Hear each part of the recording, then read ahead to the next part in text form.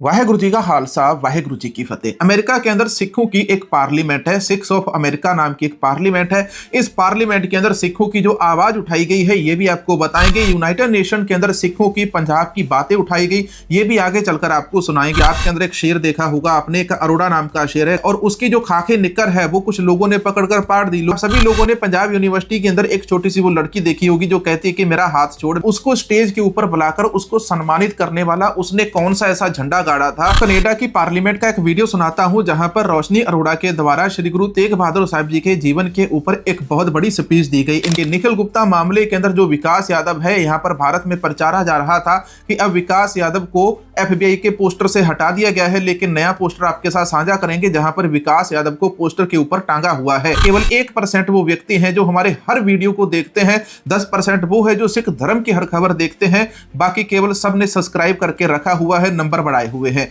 अब आपको अमेरिका की खबर बताते हैं। अमेरिका के अंदर आपने निखिल गुप्ता का नाम सुना होगा। निखिल गुप्ता मामले के अंदर कुछ दिनों के अंदर एक नई अपडेट आने वाली है, लेकिन वहीं पर खालिस्तानी लीडर गुरपतवंत सिंह पन्नू बार बार रेफरेंडम की वोटिंग करवाता है। तो वो कहते हैं कि वो रेफरेंडम की वोटिंग क्यों करवाता है, उसने क्या उखाड़ दिया।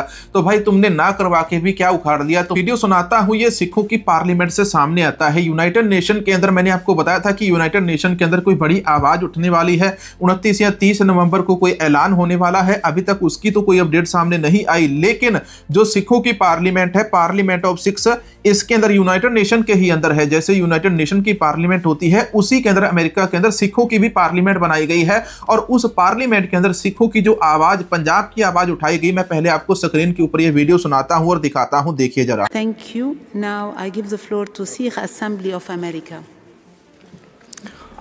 मैडम चेयर, वाहिगुरु जी का खालसा वाहिगुरु जी की फतेह। रो गणते अरसो गणते जल जो गणते बहु भांत बचावै, 17 ने एक चलावत घाव तो तन एक न लागण भावै।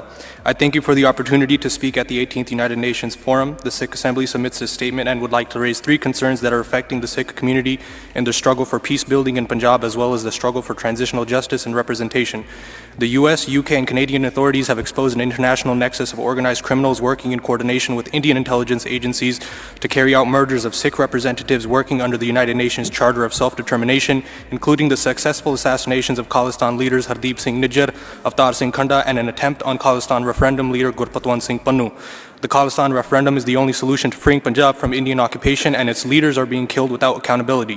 We request the UN Special Rapporteur to conduct an independent investigation and truth commission to hold the responsible members of the Indian government accountable for killing Sikh representatives.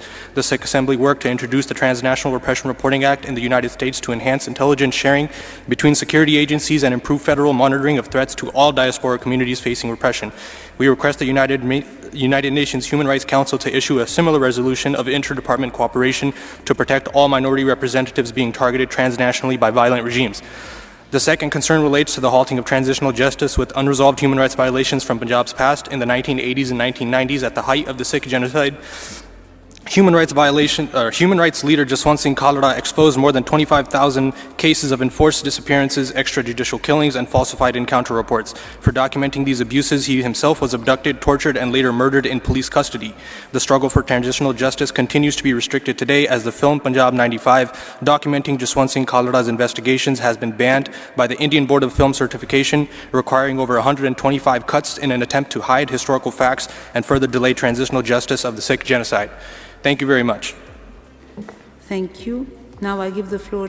यहाँ पर आपने वीडियो देखा और वीडियो सुना। यूनाइटेड नेशन वेब टीवी के ऊपर इसको upload किया है। यूनाइटेड नेशन वेब टीवी के ऊपर ये जो वीडियो चल रहा है, यानी कि यूनाइटेड नेशन की जो पार्लियामेंट है उसके अंदर ये कार्रवाई हो रही है। एग्जैक्ट इसकी जो डेट है मुझे नहीं पता, शायद 28 नवंबर को ये जो बातें हैं वहां पर घटी है और 1 दिसंबर के वीडियो के अंदर मैं आपके सामने ये पेश कर रहा हूं। देखो यहाँ पर कहते थे कि इन्होंने रेफरेंडम की वोटिंग करवा रहे हैं, इसका क्या होगा, उसका क्या होगा, इन लोगों का क्या होगा, बार बार ये इसकी बात करते हैं, उसकी बात करते हैं। पहले यूनाइटेड नेशन ने श्री गुरु ग्रंथ साहिब जी की बात मानी, अब यूनाइटेड नेशन सिखों की बात मान रहा है और सिखों की बात वहां पर रखी गई कि पंजाब 95 फिल्म को नहीं छोड़ा गया, उसके ऊपर भी बैन लगा दिया गया। पंजाब के अंदर, भारत के अंदर सिखों को इंसाफ नहीं मिल रहा है। बीबी कंचनप्रीत कौर वाला मामला आप सभी के ध्यान के अंदर होगा। 2 दिन पहले एक नौजवान सिख बच्ची को जबरदस्ती उठा के पुलिस के द्वारा जेल में डाल दिया जाता है। एक ऐसे झूठे केस के अंदर पंजाब सरकार ये काम कर रही है आज के दिनों के अंदर, और उस बच्ची को छुड़वाने के लिए आधी रात मोर्चा लग जाता जाता है और आधी रात इतिहास के अंदर यह पहली बार हुआ है कि एक गुरसिख बच्ची को बचाने के लिए, सिख बच्ची को बचाने के लिए, जेल से छुड़वाने के लिए मोर्चा लगा और आधी रात जज ने उठकर फैसला सुनाया हो उस केस के अंदर। और जो केस उस बच्ची के ऊपर हुआ था, सारी बातें एक दूसरे के साथ जुड़ती। कंचनप्रीत कौर का नाम और उनकी माता का नाम और कई लोगों के नाम इस केस के अंदर जोड़कर पेश किए जा रहे थे, जिसके अंदर कहा जा रहा था कि इसको वोट डालनी है, उसको नहीं, तो कनपट्टी के ऊपर बंदूक रख के ये मामला वहां पर दिखाया जा रहा था। लेकिन अब मैं आपको पंजाब की एक और खबर बताता हूं। पंजाब के अंदर एक शेर देखा होगा आपने, एक अरोड़ा नाम का शेर है, गंजा अरोड़ा एक है। वो गंजा अरोड़ा जो है पंजाब के अंदर खुद को खाकी निक्कर वाला बताता है और उसकी जो खाकी निक्कर है वो कुछ लोगों ने पकड़कर पाड़ दी। लोगों ने पकड़कर खाकी निक्कर पाड़कर उसका वीडियो बना दिया और गंजा कहता है कि भाई मैं शेर हूं, और तो लोगों ने कह दिया कि हमने ये लो शेर का जो कच्छा है वो फाड़ दिया है पंजाब वालों ने। अब देखो पंजाब के अंदर एक और घटना घटी। आप सभी लोगों ने पंजाब यूनिवर्सिटी के अंदर एक छोटी सी वो लड़की देखी होगी जो कहती है कि मेरा हाथ छोड़, मेरी बांह छड़, नहीं तो आपदा हिसाब लगा ली।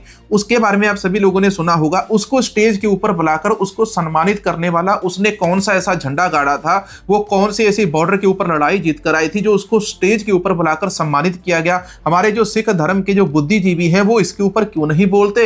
हमारे जो सिख लीडर है इसके ऊपर क्यों नहीं बोलते? एक छोटी सी बच्ची जो अपने चंडीगढ़ यूनिवर्सिटी के अंदर जा रही थी, तो वहां पर जिस दिन प्रोटेस्ट हो रहा था 10 तारीख को, वहीं पर उसका वीडियो वायरल हुआ था 10 नवंबर को। लेकिन उसी मामले के अंदर देखो तो सही कि जिस बच्ची ने पुलिस वाली के साथ बदतमीजी के साथ बातचीत की, चलो वो वहां पर उनकी आपस में हुई थी, वो वहां पर चीजें जायज थी। जब कोई आपको जबरदस्ती रोकता है, फोर्सफुली रोकता है, तो आप भी उसका उसी तरीके से जवाब दे सकते हैं। लेकिन अब उसी बच्ची को स्टेज के ऊपर बुलाकर सरोपे दिए जा रहे हैं, सम्मानित किया जा रहा है। ये कहां कि ये किस प्रकार का खेल यहां पर खेला जा रहा है। कनाडा की पार्लियामेंट का एक वीडियो सुनाता हूं जहां पर रोशनी अरोड़ा के द्वारा श्री गुरु तेग बहादुर साहिब जी के जीवन के ऊपर एक बहुत बड़ी स्पीच दी गई। इनकी स्पीच सुनिए, वीडियो काफी लंबा होने वाला है, तो इसलिए मैं उम्मीद करूंगा आप पूरा वीडियो देखेंगे और सभी के साथ शेयर भी करेंगे और लाइक और कमेंट और सब्सक्राइब करके सुपर थैंक्स भी डोनेट करेंगे। It was the year 1675. A quiet yet earth-shattering moment was unfolding. The ninth Guru of the sixth, Guru Tegh Bahadur Ji, made a decision that would echo across centuries. He chose to lay down his life, not for land, not for power, not even for his own people alone, but to defend the religious freedom of Kashmiri Pandit Hindus who were under threat of forced conversion by the Mughal Emperor Aurangzeb. The Guru knew exactly what his stand meant, but he also knew that truth is universal, that courage is universal, and that justice can never be measured by the boundaries of identity. His martyrdom that day did not just protect Hindus, it carved a path of interfaith solidarity so strong that it still guides us today. And this was not the beginning of our story, nor was it the end. When Guru Gobind Singh Ji created the Khalsa in 1699, it was not only to defend Sikhs, it was to defend anyone who needed protection, Hindu, Sikh, Muslim, or anyone seeking dignity. Sikh missiles later defended Hindu towns from Afghan invasions. Hindu families, in turn, often raised their eldest sons as Sikhs. The tradition of the eldest becomes a Singh, because families understood that the values of the Gurus belonged to everyone. In Punjab, it was common not to ask, are you a Hindu or Sikh? But rather, what values do you live by? Even today, in Sindh, Pakistan, many Hindu families proudly call themselves Nanak Panthis, followers of the Guru's universal message, because truth, love, and oneness belong to no single religion. The history is not distance, it is not abstract, it is alive. And in this month of Hindu heritage, right here in British Columbia, we saw it with our own eyes. Fast forward to November 9th of this year, inside the Burnaby Mandir, Swami Ji led a beautiful prayer in honor of Guru Nanak Dev Ji's birthday, the founder of Sikhi and the voice of universal compassion.